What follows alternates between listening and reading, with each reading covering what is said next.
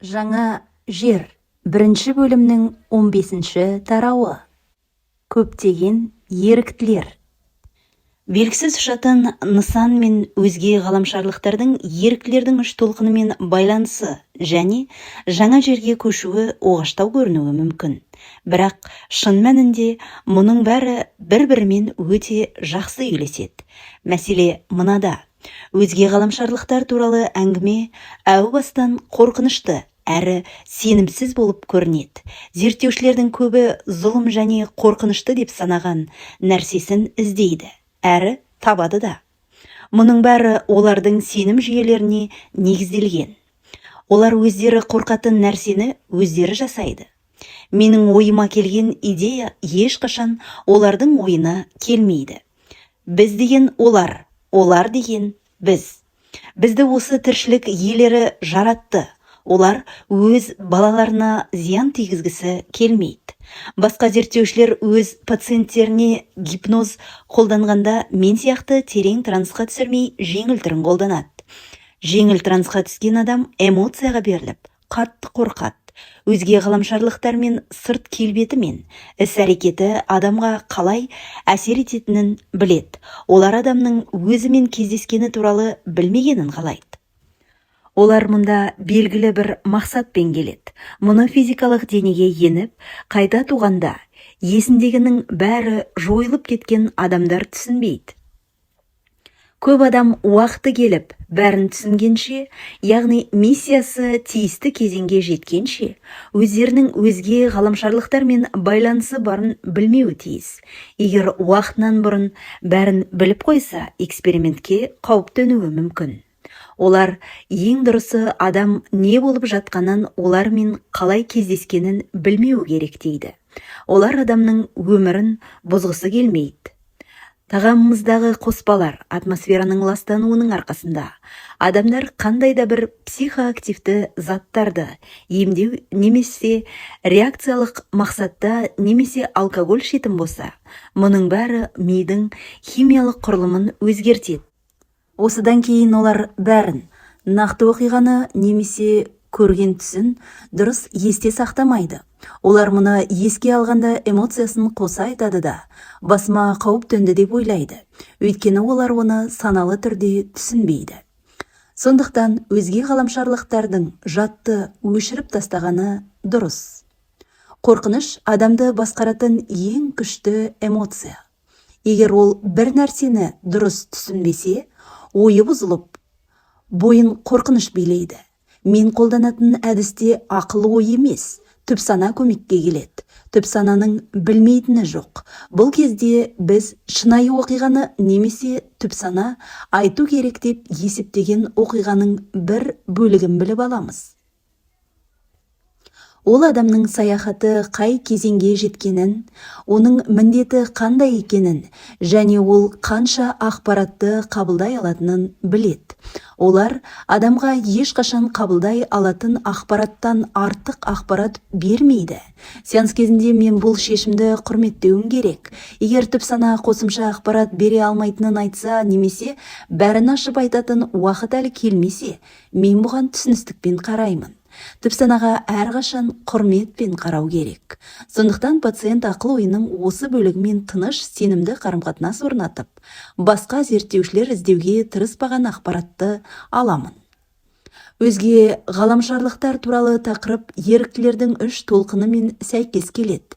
Өйткені бұл еріктілер көбінесе басқа өлшемдерден, басқа ғаламшарлардан, немесе ғарыш кемелерінен келеді. Бұрында айтқанымдай, еріктілер осы уақытқа жаңа жерге көшуге көмектесу үшін келетін таза және мінсіз жандар. Олардың көбі бұрын-соңды адам денесінде өмір сүрмеген.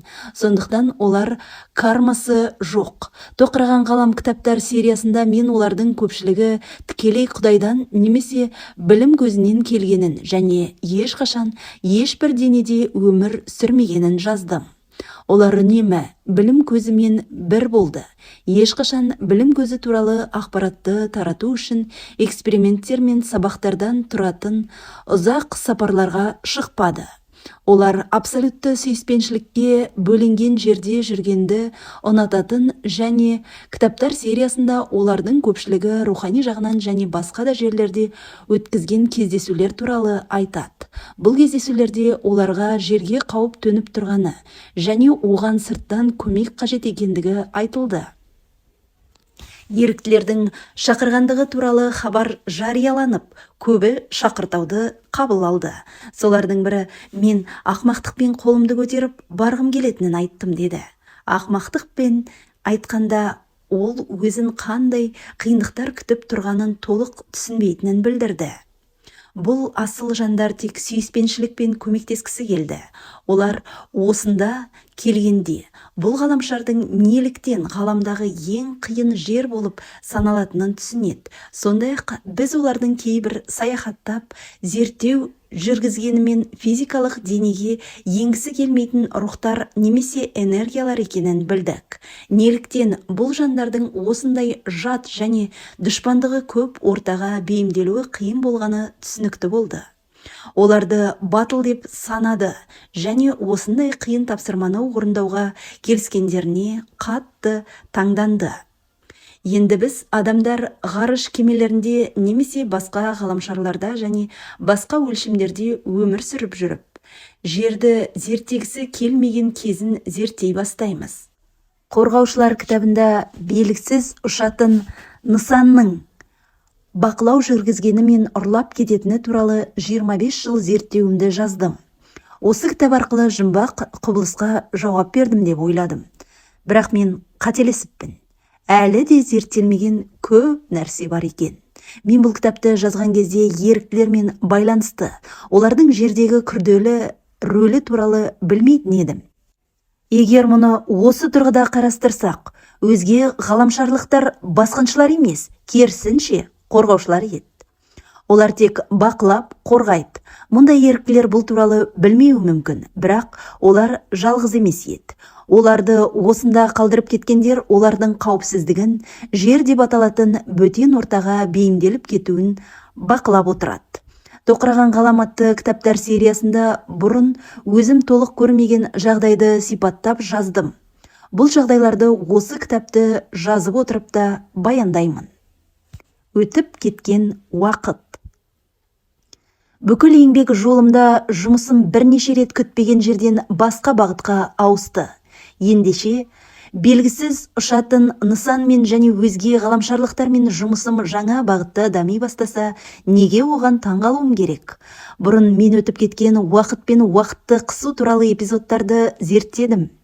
Бірақ мен оларды үнемі ғарыш кемелеріндегі физикалық тіршілік иелерімен байланыстыра алмадым.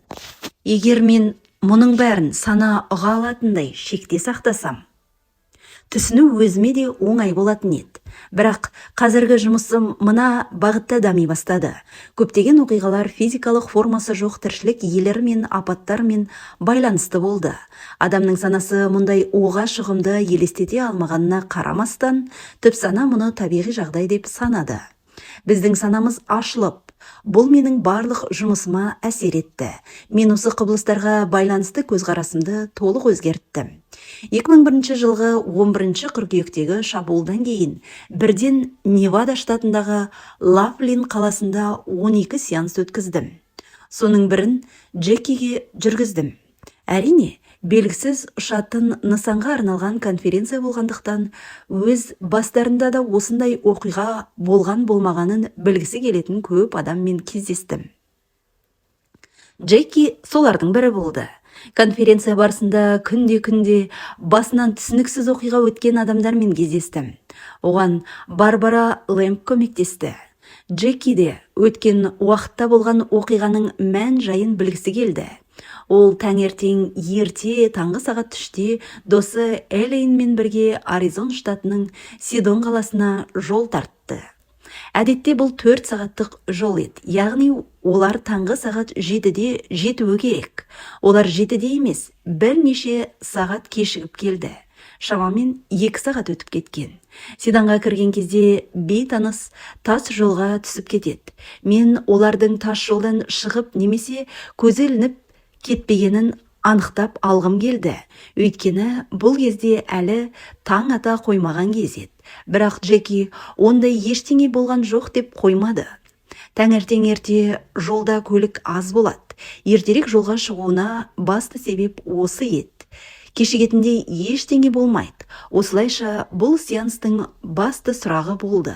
Джекидің нақты оқиға болған күн мен уақытын күнделігіне жазып қойғаны бізге көп көмектесті. Мұрын қуысынан имплант табылып, ол соған қатты мазаланды. Ол маған дәрігер түсірген бірнеше рентген кескіндемесін көрсетті. Рентген кескіндемесінің бірінде мұрын қуысының жоғарғы жағында кішкентай ақ нүкте болды. Бірнеше айдан кейін түсірген рентген кескіндемесінде бұндай нүкте байқалмады. Екінші рет рентгенге түсер алдында мұрыннан бір нәрсе түскен. Мұның не екенін білмегендіктен ол оны лақтырып жіберген. Ол мұрнында бірдеңе бар жоғын және денесінде басқа импланттар бар жоғын білгісі келді. Мен алдымен эпизодты өтіп кеткен уақытпен зерттегім келді.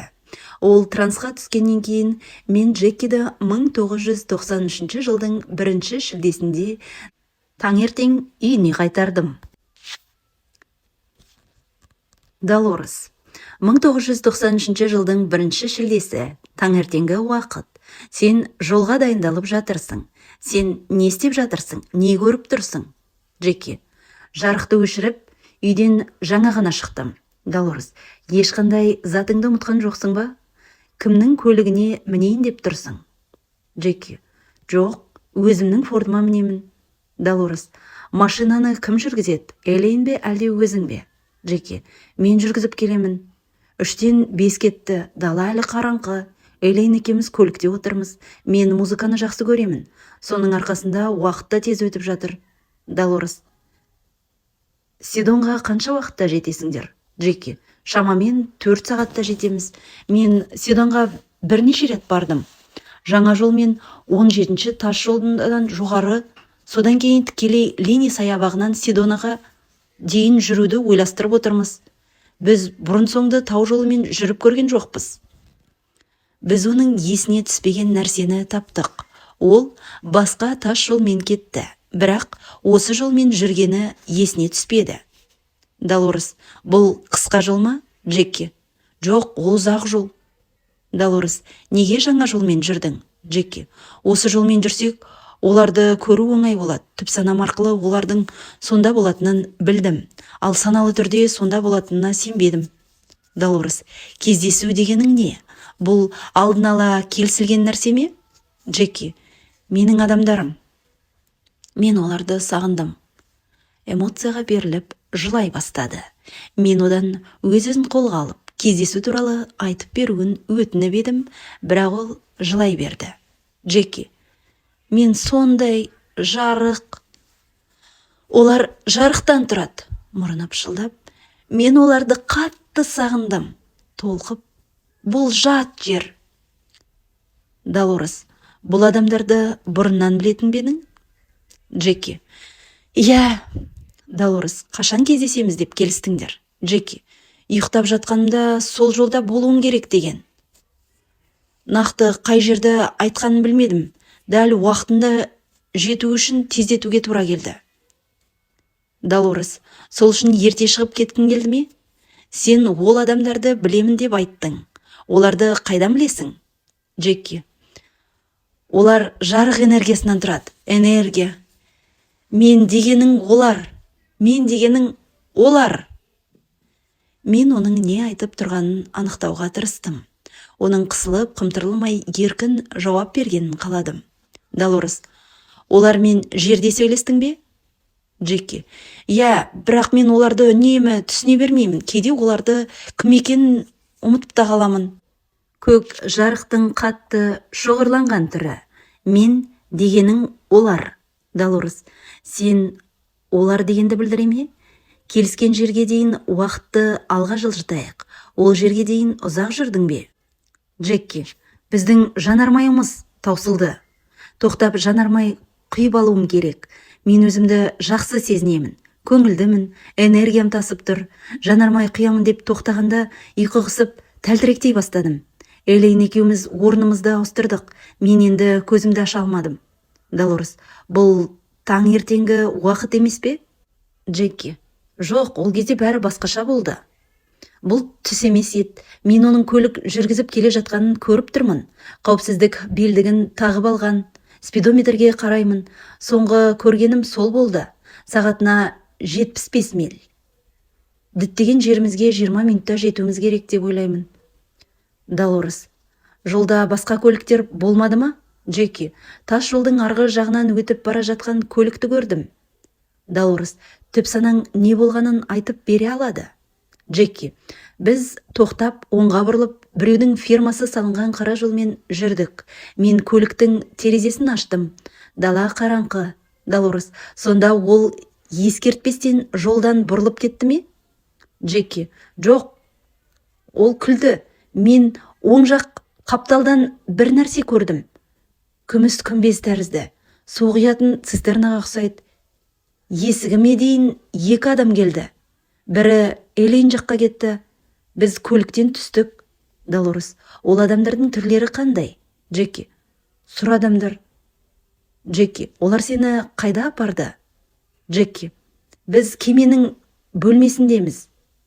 Шамасы күміс күмбез тәрізді нышан кеме болғаны ғой. Долорес: не болып жатыр? Джеки: мына құлтемірлер түсі сұп-сұр болып маған сөйлеп жатыр. Құлтемірден шыққан дауыстан өзімнің ерікті екенімді түсіндім. Мені тағы да қалдырып кеткілері келді. Ал менің қалғым келмейді. Мен солармен қалғым келеді. Шынымен де солармен бірге болғым келеді. Мен жарықтың бір бөлшегімін. Жарықтың бөлшегі, мен бөлшекпін. Мен қайта ораламын. Долорес: бөлшегімін дегенде не айтқан келді? Джеки: мен олардан тағы да бөлініп жерге барамын. Олар махаббатқа бөленген. Олардың әр молекуласы тұнған жарық. Олардың менен күткенін істей аламын ба?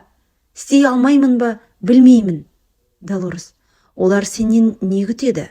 Джеки: жарықты тарату арқылы Құдайдың білім көзін күшейтуім керек. Долорес: мұны қалай істейсің? Джеки: олар қалай істеуді өзің білесің дейді. Олар тоқыраған ғалам сериясының 1 кітабындағы Бартоломей хикаясындағы жерге жарық тарату үшін келген кішкентай тіршілік иелеріне ұқсайды. Долорес: мұны солар айтып тұр ма, әлде бөлмеде басқа да тіршілік иелері бар ма? Олар сұр тіршілік иелерін құлтемір деп дұрыс айтты. Өйткені олар өздеріне бұйырған немесе бағдарламаланған нәрсені істейтін биологиялық машиналар. Мен олардың өз бетінше ойлай алмайтынын білдім. Олар тек қара жұмыс істейді. Мен олардың Джекке берген нұсқаулықты қайдан алғанын білгім келді. Джекки: бұл телефонға ұқсайды. Олар біреумен сөйлесе алады. Долорес: 11 олар бәрін қайталап айтып бере ме?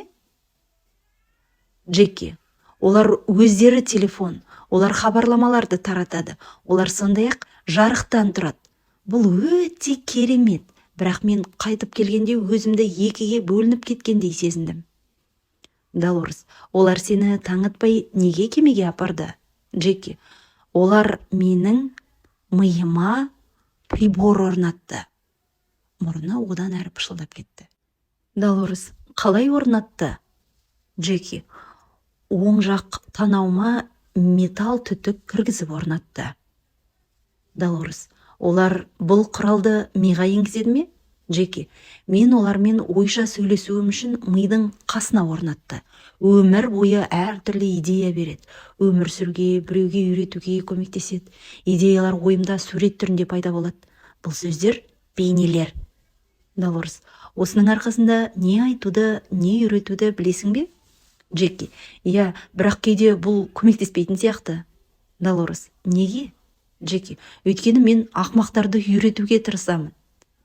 Долорес: басыңа прибор орнатқанына алаңдайсың ба? Джеки: о жоқ, маған енгізу керек екенін білемін. Бұл менің телефон картам.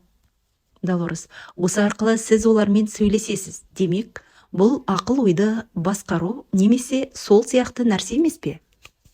Джеки: о жоқ, өйткені мен деген олар ғой. Долорес: олар мұны саған ақпарат беретін кезде байланысу үшін қолдана ма? Джеки: маған қауіп төнген жағдайда көмектесу, хабарлау, қорғау және ескерту үшін қолданады. Долорес: олар сізден де ақпарат ала ма? Джеки: иә, сөйлескен әрбір адамым туралы ақпарат алады. Идея, тәжірибе туралы да сұрайды, маңызды нәрселер туралы. Бұл олардың да біздің де дамуымызға көмектеседі. Долорес: олар алған ақпаратты не істейді? Джеки: ақпараттан кристалға ұқсас нәрсе пайда бола ма? Ол Құдайдың білім көзіне қосылады. Білім мен жарық арқылы оның функцияларын толықтырады. Құдайдың функцияларын жасайды. Долорес: бұл ақпарат алудың жалғыз жолы ма? Джеки: жоқ, олар мен сияқты көптеген бөлшектерді жіберді. Егер өз міндетімді орындамасам, оны басқа біреу орындайды. Бәлкім дәл осылай айтатын адамдарды көп кездестіруімнің бір себебі осы шығар. Жерде жүріп, осы жұмысты бітірген сайын жаңа бөлшектер табам ба? Олай болса, онда олардың бүкіл әлемде шашыраңқы орналасқаны анық. Мүмкін, олар әртүрлі жерден ақпарат жинай алатындай етіп жасалған шығар. Долорес: бірақ олардың басына енгізетін осы кішкентай нәрсе ақпарат алудың жалғыз жолы ма? Джеки: жоқ, басқа да жолы бар. Біз бір нәрсе туралы ойласақ, ол туралы бәрі бір уақытта біледі. Бұл бірінен екіншісіне телеграф арқылы берілетін болмыс туралы білім. Ал бүкіл әлем осы білімді бір уақытта біледі немесе бір уақытта алады. Бірақ жерде жүргенде менімен қарым-қатынас жасаудың осы тәсілі өте ыңғайлы. Долорес: сенің денеңде бұл заттар бұрында болды ма? Джеки: иә, бұған дейінгі өмірімде де болған. Долорес: жас кезіңде де болды ма дегенім ғой. Онда неге тағы басқасын енгізді? Джеки: иә, кейде дене оны сіңіріп алады, ал кейде қажетті ақпаратты жинау үшін оны жаңартып отыру керек. Долорес: демек, оны бала күніңде енгізсе де, уақыт өте келе ауыстыру керек пе? Джеки: мен 7 жасымда өзімді жалғыз сезіндім. Олар маған жалғыз емес екенімді айтты. Сонда да мен өзімді жалғыз сезіндім. Жат жер, адамдармен тіл табысып кету де қиын болды, бірақ қазір оңайырақ. Долорес: сол күні олар тағы бірдеңе істеді ме? Джеки әлі де абыржып: олар маған уақытты босқа өткізбеуім керек дейді. Бірақ мен істеу керек нәрсені істеймін. Бұрын мен басқа жерде көк жарық едім. Мен оның не айтқысы келгенін түсінуге тырыстым. Джеки: уақыт деген болмайды. Мен олармен бірге болған кезде бәрі толық болды. Көк жарықтың тұтас блогы болдым. Бұл мен үшін ең бақытты уақыт еді. Сұрақтарымның көріп тұрғандай, мен оның не туралы айтып тұрғанын түсінбедім. Долорес: бұл жас кезінде болды ма? Джеки: егер сіздің ойдан шығарған уақытыңыз туралы айтатын болсақ, бұл 500 жыл бұрын болған шығар. Ол кезде мен бақытты болдым. Ыңғайлы, тұтас, көк жарық. Өзі күліп жатыр. Долорес: содан кейін не болды? Жарықтан кетуге тура келді ме? Джеки: біз мұнда жұмыс істеуге көмектесу үшін келдік. Біз өз ісімізбен жарықты күшейтеміз, энергияны қалыптастырамыз және Құдайдың білім көзін нығайтуға көмектесеміз. Жарық блогы бастапқыда жаңа және жақсы әлемдерді құрды. Шегі, шеті жоқ әлем. Бірақ кейде физикалық ғаламшарларда біз сөнген, суық, ауыр, қараңғы және жалғыз боламыз. Егер біз жаман әрекет істесек, жарықта саяхаттаймыз. Долорес: көк жарықтың тұтас блогы дегеніміз не болды сонда? Джеки: бұл Құдай, бұл Құдайдың білім көзі болды. Әрқайсымыз шоғырланған энергиямыз. Сол өмірде, сол кезден бастап Құдайға жақын болдым. Қалай бірінші рет тастап кеттім. Ол оны сөзбен қалай жеткізерін білмеді. Мен ұшқын сияқты Құдайдың білім көзінен шықтым. Қараңғыда жүргенде ол кейде соншалықты үлкен болып көрінбейді. Әрі өзіңді жалғыз қалғандай сезінесің, жападан жалғыз. Бірақ мен жалғыз емес екенімді білемін. Кейде бәрі соншалықты қиын болмағанын қалаймын. Даурыс, сіз өз еркіңізбен бөлініп физикалық әлемге келемін деп шештіңіз бе? Джеки: иә, біз үйренетін ең қиын нәрсе жауапкершілік. Біз бөлінуге және Құдайдың білім көзін нығайтуға жауаптымыз. Кейде түсіну қиын, бірақ мен көмектесуім керек екенін білемін және қатты шаршаймын. Долорес: осы өмірде Джекидің денесінде жүрген кезіңізді айтасыз ба, әлде барлық саяхаттарыңызды ма? Джеки: барлығында. Долорес: неге шаршайсың? Джеки: тез бола қоймайды.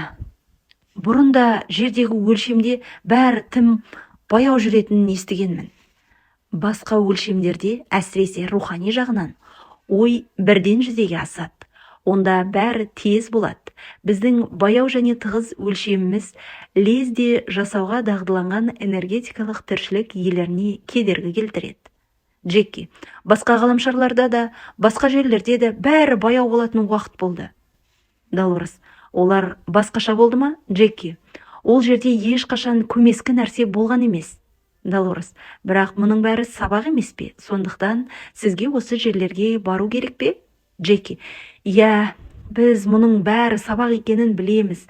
Бұл ғаламшарда бәрі біз қалағандай болмайды, өйткені көбіміз тым баяу жұмыс істейміз деп қатты шаршаймыз. Бізге тура жолда жүру керек. Материалдық дүниенің маңызы жоқ. Олар шындық емес. Үлкен әріппен шындық емес деп жазамыз. Ең маңыздысы бас әріппен жазылған шындық. Бас әріппен жазылған өмір маңызды. Бұл бас әріппен жазылатын өмір емес. Сондықтан кейде мен осында жүргеніме ренжимін.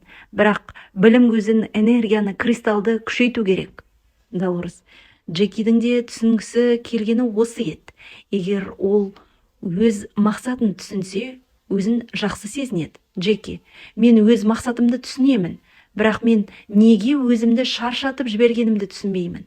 Долорес: Джекидің денесінде басқа импланттар бар жоғын айта аласыз ба? Джеки: иә, сол қолының саусағында бар. Долорес: оны не үшін салған? Джеки: мен денсаулық үшін деп айтқым келеді, бірақ олар бұл сенің қаныңа арналған деп айтады. Менің қанымда оттегі жеткіліксіз, өйткені жер өте ауыр жер. Тепе-теңдік бұзылғандықтан денем ақ жасушаларды көбірек шығарады. Осы кішкентай зат арқылы денеме енетін лазер сәулелеріне ұқсас сәулелерді ойша елестетемін. Долорес: ол қандағы оттегі деңгейін теңестіре ме? Джеки: иә, бірақ қалай теңестіретінін білмеймін де, түсінбеймін де. Жарық бұл жанармай сияқты ма? Ол кішігірім молекулаларды итеріп, оларды қозғалтады. Ол маған керек. Алдағы 20 жылда мен өте мықты болуым керек. Долорес: алдағы 20 жылда? Демек, бұл дененің тепе-теңдігі мен үйлесімін сақтауға көмектесе ме? Тағы да басқа импланттар бар ма? Джеки: сол құлағымның артында бар. Долорес: оның қызметі қандай? Джеки: коммуникация. Оның бірнешеу болды. Біреуін 7 жасымда салды. Сәл жоғарырақ тұр. Біреуін жақында салды. Долорес: 7 жасыңдағына не үшін салды? Джеки: есту үшін. Естігенімнің шынайы мағынасын миға жеткізу үшін. Шын мен өтіріктің ара жігін айыра білу үшін. Долорес: рентген Джеки импланттарын көре ме? Джеки: иә, оны менің танауыма салған екен. Долорес: оны не үшін салған? Джеки: менің не істейтінімді көріп, естіп отыру үшін салған. Ал егер олар маған бір нәрсе айтқысы келсе, имплантты миыма енгізеді. Мен мұны кейде сурет түрінде, кейде сөз түрінде көремін. Рентгенде көрінетін имплант бұл байланыс құралы. Транс кезінде имплант туралы сұрағандардың бәрінен дәл осындай ақпарат алдым. Осы туралы қорғаушылар атты кітабымда да жаздым. Өзге ғаламшарлықтар импланттардың функциясын түсіну өте маңызды екенін айтты. Импланттар туралы жағымсыз сөздер айтыла бастады, ал кейбір зерттеушілер оларды қолданыстан алып тастады. Мұрын аймағына салынған импланттардың атқаратын міндеті бірдей. Олар субъектінің миына келген ақпаратты жинайтын байланыс құралдары. Бұл ақпарат жер мен біздің өркениетіміздің тарихын жазатын компьютерлерге тікелей жүктеледі. Кейбір импланттар субъектіні табуға және қажет болса оны қорғауға мүмкіндік беретін мониторлар. Енді біреулері ұзақ уақыт әсер ететін дәрігерлерге немесе кез келген ауруды емдеу үшін денеге дәрі енгізетін құрылғыларға ұқсайды. Мен импланттардың функцияларын өте жақсы деп санаймын. Мен олардың зиян жағын көрмедім. Бәрін толық білмейтін адамдар ғана жаман пікір айтады. Долорес: демек, бұл миға енгізетін импланттан өзгеше ме? Джеки: бұл да сол ғой, ол да миға жақын, құлағындағылар да миға жақын орналасқан. Олардың бірін 7 жасымда салды, ал екіншісін 1995 жылы салды. 93 жылы мұрныма біреуін орналастырды. Долорес: бұл әлгі рентгенге түсіп қалғаны ма? Джеки: иә, 1993 жылы Сидонға барғанда салғаны сол имплант. Долорес: неге ол соңғы рет түсірген рентгенде көрінбей қалған? Джеки: 96 жылы менде өткізіп алған уақыт болды. Олар таңертең ерте келді. Мұрындағыны алып тастау үшін немесе дұрыстап беру үшін келді деп ойладым. Бірақ келесі күні ол түсіп қалды.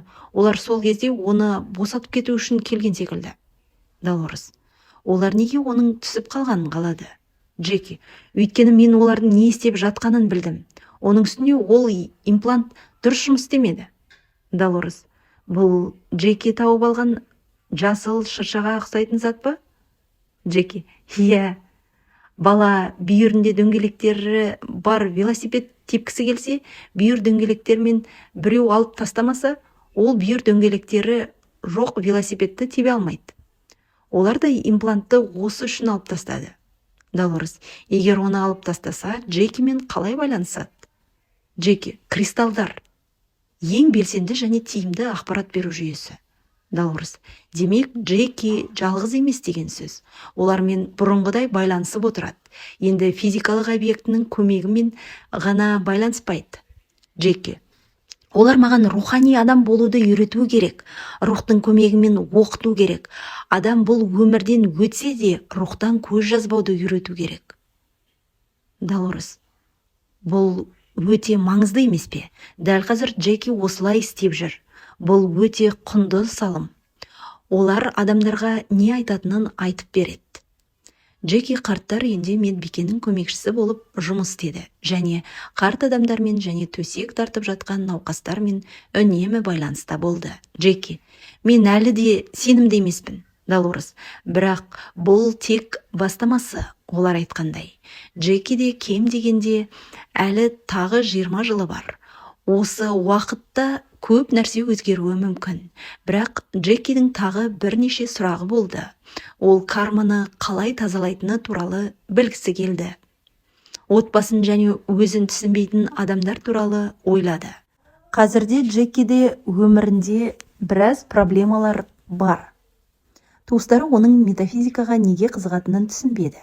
Көбіне адам өміріндегі бағытын өзгертсе, әр бұл бағыт отбасында қалыптасқан сенімге қайшы келсе, түсініспеушілік болады. Ерлі зайыптылардың бірі басқа бағытта дами бастаса, некеде бұзылуы мүмкін. Жұбайының қызығып жүрген саласын зерттеуге мүмкіндік беру үшін түсіністік пен сүйіспеншілікті қажет етеді. Джеки: менің жоғалтып алған кішкентай отбасым өзімнің тастап кеткен үлкен отбасымды еске түсіреді. Сол үшін өзімді мұнда жалғыз сезінемін. Бұл эксперименттің бір бөлігі. Мен жарық отбасым сияқты оларсыз және олармен бірге бола алатынымды білуім керек еді. Долорес: ол шынымен жарық отбасын сағынып жүр ме?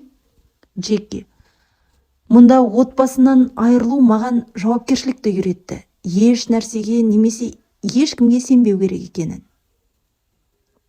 Өкіріп жылап, мұрнын тартып қойды. Долорес: оның үлкен отбасымен сөйлесе алатын телефоны бар. Джеки: телеграфқа ұқсайды екен деп күлді. Долорес: бірақ Джеки ауру және хал үстінде жатқан адамдармен жұмыс істеп өте маңызды тапсырманы орындап жүр. Ол бар өмірін осы іспен өткізе ме? Олар сізге бұл туралы айтып бере ме?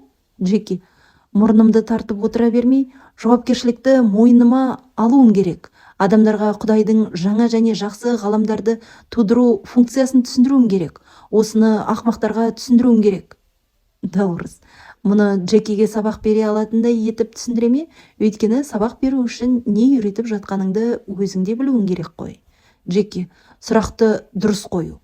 Бұны оған өздері түсіндіреді және ол түсінеді. Осы сәттен бастап бәрін дұрыс айттыңыз. Бірақ мен бәрін дұрыс айта алмаймын. Егер дұрыс айтсам, адамдар мені түсінбей ашуланады. Олар мені бұйрық беріп тұр деп ойлайды. Долорес, үнемі ашуланатын адамдар бар. Өйткені олар дамымай төменгі деңгейде қалған. Джеки, ақпараттар жарық адамдардан, түлек жандардан келеді. Олардың көзі ашылып, біраз сауатты болып қалды. Олар жарыққа саяхаттап келіп, басқаларға сабақ бере бастады. Өйткені уақыт өте аз. Долорес, түлектер курсты бітіргендер емес пе? Джеки, түлектер де жаңадан бастаушылар, бірақ төменгі деңгейдегілер бұны білмейді. Егер марғау қабырғасында тік жолғы бар бөлмеде туса, өмір бойы тек тік жолақты көреді. Көлденең ештеңені көрмейді. Бұл факт. Ақыл ойда дәл осылай әрекет етеді. Сондықтан мен ешкімге түсінбейтін нәрсені үйрете алмаймын. Долорес, сондай-ақ ол басқа өмірінде біреуге сабақ бермегенін білгісі келді. Джеки, ол өткен өмірлерінде ежелгі Египеттен бастап прогрессивті ілімдерді үйретуге тырысты. Бірақ ол өзін ақмақтарға сабақ беріп жүргендей сезінді. Долорес, бірақ қазір ол сол принциптерді үйретуі керек пе? Джеки, жарықтың фонындағы қара, жарықтың фонындағы жұлдыздар, жақсы мен жаман. Мен мұны істеуім керек, мен мұны істеуім керек. Олардың жиі адамдарға сендердің мақсаттарың жарық пен ақпарат таратып, бәрін түсінікті етіп жеткізу деп айтатынына таң қаламын. Бұл олардың саналы ойлау үлгісіне жат. Олар бұның жақсы идея екеніне келіссе де, неден бастарын білмейді. Джеки имплант арқылы сөйлесетінін айтқанда, осыны айтқысы келген шығар. Олар оған не айтып, не істеу керегінде айтуы мүмкін. Бұл туа біткен инстинкт немесе ішкі импульс сияқты табиғи болып көрінеді. Мен мұны қанша рет естідім. Үмітсіз жағдайға тап болған адамдар не істеу керегін жақсы біледі.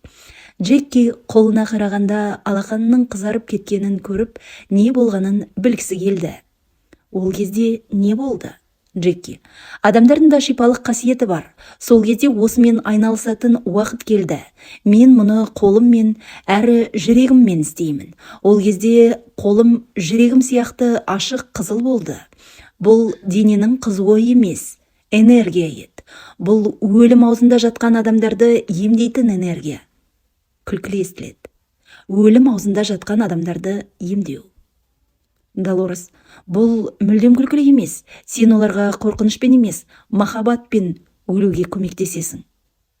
Джеки, олар өте әдемі. 92 және 96 жаста болса да әдемі. Сіз бұл адамдардың қаншалықты әдемі екеніне сенбейсіз. Долорес, ал қолыңның қызыл түсті болуы саған көмектесу керек дегенді білдіреді ме? Джеки, оларға қол тигізу арқылы энергия беруге көмектесуді білдіреді.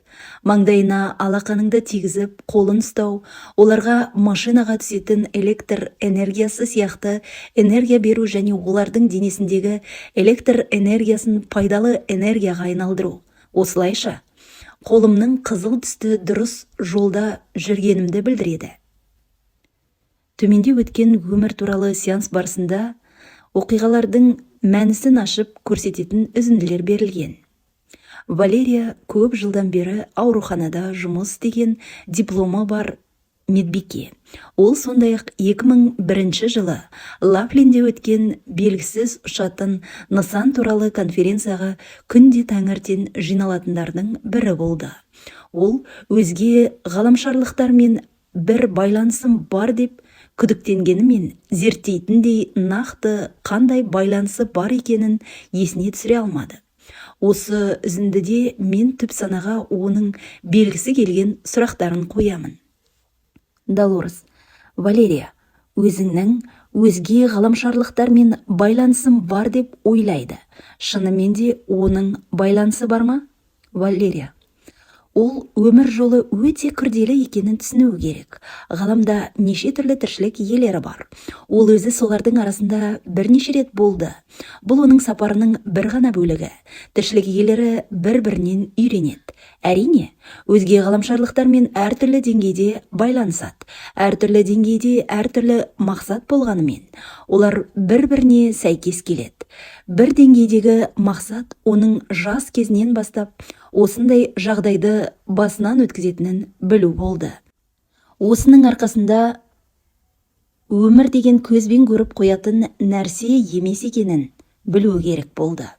Бұған қоса өмірге не үшін келдім, өмірімді қалай жақсартамын, басқаларға өмірді жақсартуды қалай үйретемін деген секілді әлемдік деңгейдегі сұрақтарды қоятындай түрткі болуы керек. Егер бала күнінен осындай сапарға шықпаса, ол мұндай сұрақ қоймас еді. Бұл оның кім екенін есте сақтауға көмектеседі. Бұл ертерек дабыл қаққан оятқыш секілді. Осы дабылды ертерек естігендер тіпті сәби күнінде естісе де бақытты жандар. Олардың артықшылығы бар. Егер сіз қасыңызда жүрген осы уақыттан артық ештеңе ойламайтындардан жоғары тұрғыңыз келмесе, өзіңіздің кім екеніңізді, мақсатыңыздың не екенін есте сақтау қиын болады. Долорес: ол арманындағы сәби туралы білгісі келді. Ол жүкті болды ма? Валерия: иә.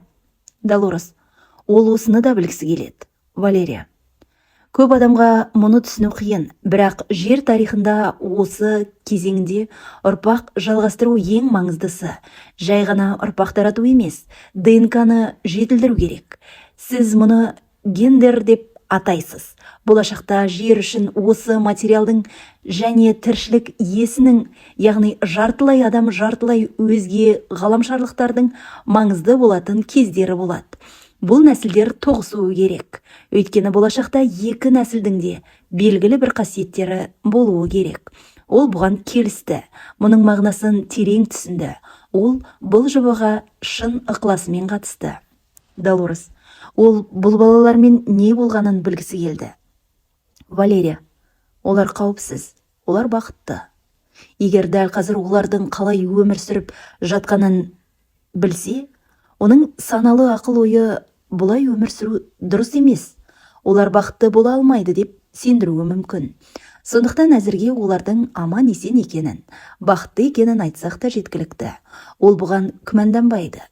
Олардың өмірін егжей-тегжей білудің қажеті жоқ. Өйткені оның саналы ақыл ойы баланы бұлай өсіруге болмайды деп сендіреді. Долорес: бұл ол білетін өмірден басқаша. Виктория: айырмашылығы көп. Ол үшін бұл жат өмір. Бірақ сол балалардың, сол жандардың таңдауы осы болды. Олар да оның өзі сияқты осы жұмысты, осы өмірді өз еріктерімен таңдады. Бұл олардың таңдауы және олардың кармасы. Олар өздері таңдаған нәрсені істейді. Әрі олар мұны өте жақсы істейді. Долорес: қашан болса да бұл балаларды көретін кезі бола ма? Ол соны да білгісі келді. Виктория: жоқ. Олар оның өмірін бастап береді деп ғана келісті. Оларға ана күтімі қажет болғанда, сіз айтқандай бірнеше баланы тәрбиелеуге келіскен басқа әйелдер бар. Олар балаға жақсы қарайды, тіпті балаға қараудан ләззат алады. Ол бір жағдайдан екінші жағдайға ауысып, содан кейін осында қайта орала алмайтынын сезді. Сондықтан бәрі осылай болады. Долорес: демек, ол бұған алаңдамау керек. Бәрі жақсы болады. Виктория: бәрі жақсы. Долорес: оның тағы бірнеше сұрағы болды. Ол бірнеше рет ұйқыдан тұрғанда үстіне үшбұрышты із түскенін көрді. Бұл не сонда? Виктория: біз көп нәрсені үйретеміз. Әрі денемізді әртүрлі ортаға бейімдеуді үйренуіміз керек. Біз адамдарды сынақтан өткіземіз. Біз оларды ғарыш кемелеріне алып барып, өмірде кездесетін түрлі жағдайға қалай төтеп беретінін білу үшін түрлі сынақтардан өткіземіз. Негізінен бұл заттарды олар өмір сүріп жатқан ортадан аламыз. Бұл заттардың оларға қалай әсер ететінін білгіміз келеді. Олар Ішіп жейтін тамақтар мен сусындар, дәрі-дәрмектер, бұлардың бәрін олар қоспалар деп атайды. Ауаны және тағамды ластайтын заттар. Осының бәрін сынақтан өткіземіз. Бұны тексеретін арнайы құралдарымыз бар. Біз өлшейміз, кейде адам денесінде осы құралдардың ізі қалады. Бұл іздің оларға зияны жоқ, көбіне ауруын емдейміз. Осы сынақ арқылы өзімізде үйренеміз. Сондай-ақ денедегі жаман нәрседен, улы заттардан құтылудың жолын табамыз. Бұл өте жақсы нәрсе. Долорес: сондықтан бұған алаңдамаса да болады екен. Адам денесінде қалған осындай ізді қай уақытта көретіні қызық. Көбі ояна сала денесінің қызық іздер көргенін айтады. Бұны олар үнемі былай түсіндіреді. Олар ғарыш кемесінде қолданылған әртүрлі машиналар мен құралдардың ізі. Мен бұлардың ешқандай зиян тигізбейтінін білгеніме қатты қуаныштымын. Адамдар өздері түсінбейтін нәрседен қатты қорқады. Тағы бір сеанс кезінде бір пациентім қызық оқиғаны әңгімелеп берді. Өзге ғаламшарлықтар мен байланыс бар жоғы туралы сұрақ қойды. Егер адам олармен байланысса, тері астында тек флуоресцентті жарыққа ғана көрінетін нәрсе пайда болуы мүмкін деген теория бар. Кейбір зерттеушілер мұны өзге ғаламшарлықтар мен байланыстың дәлелі ретінде пайдаланады. Ол да мұның не екенін білгісі келді. Себебі флуоресцентті жарық астында денесінен белгісіз бір нәрселерді көрді. Долорес: бұған не себеп болды? Ол неден пайда болды? Мишель: ол жұмыс басты қыз. Олар оның түнде біреулермен жұмыс істеп жатқан кезінде үстінен шықты. Ал ол өзі ұйықтап жатырмын деп ойлады. Бұл қыз ешқашан демалмайды. Долорес: флуоресцентті жарық астында көрінетін белгілер неден туындайды? Мишель: олар басқа тіршілік иелерімен байланыста болған кезде пайда болады. Олар қол тигізсе жығып кетеді. Ол жабыспақ, майлы нәрсе. Сіз оны білесіз. Ол сондай қызыққыш, ол жарықты қолданады. Осылай ол белгілерді көреді. Олар бізге жұмыс істегенде жығып кетеді. Ол бір нәрсені ұстаса, белгілер де жоғалып кетеді. Долорес: ол денеге ешқандай зиян келтірмей ме? Мишель: жоқ, ешқандай зияны жоқ. Долорес: басқа зерттеушілер бұл жаман дейді. Мишель: факті келтіріп айла шарғы жасайтындар көп екені білесіз. Денесіндегі белгілерді көруге болатынын білгенде ол бірден осылай істеді.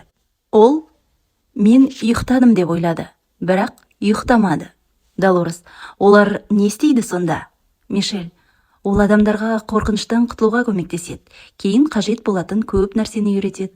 Адамдар қорқады, сол себепті ол басқаларға үйренуі керек. Ол сонда жүріп осыны істегендіктен бәрінің жақсы болатынын білет. Ол мұндай жағдайды бірнеше рет басынан өткерді. Бұның қалыпты жағдай екенін де білет. Бұл оның міндетінің бірі. Ол осы міндетін жақсы атқарды. Осылайша ол басқаларға көмектесіп жүріп көп нәрсені үйренеді. Түнде көп нәрсе болады, аспанда да көп нәрсе болып жатады. Осының бәрін есіне сақтап қалғысы келеді. Долорес: ол мұны әлі істеп жүрме, әлде аяқтады ма? Мишель: жоқ, бұл әлі болып жатыр, ұзаққа созылады. Шынында одан да көп нәрселер болады. Олар бұл туралы білет, тек ол ғана білмейді. Бірақ бір қалыпты нәрсе, соңында бәрі жақсы болады. Ол жақсы жұмыс істейді. Зерттеушілердің айтқаны дұрыс. Белгілерді флуоресцентті жарық астында көруге болады. Бұл адамдардың өзге ғаламшарлықтармен байланысқа түскеніне дәлел болады. Сондықтан бұл белгілер дәлелдеуді қажет ететіндер үшін қызықты болуы керек, бірақ бұл адамдарға ешқандай зиян келтірмейді.